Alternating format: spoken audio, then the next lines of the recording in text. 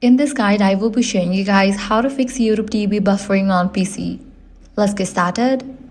The very first thing you want to do is check your internet connection. Buffering is often caused by slow or unstable internet speeds.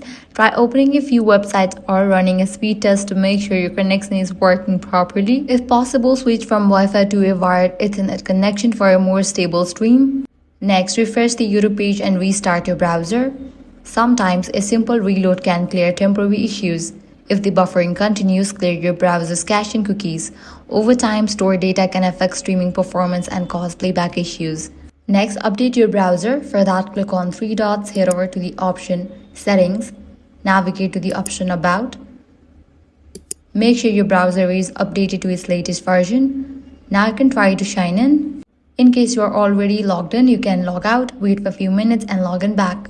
If you are using a VPN or proxy service, temporarily disable it. VPNs can slow down your connection and increase buffering, especially when streaming live TV. You can also lower the video quality settings if your internet speed is struggling to keep up with the high-definition streaming. Reducing the resolution may help videos play more smoothly. Finally, if none of these methods work, check whether YouTube TV is experiencing a temporary service issue.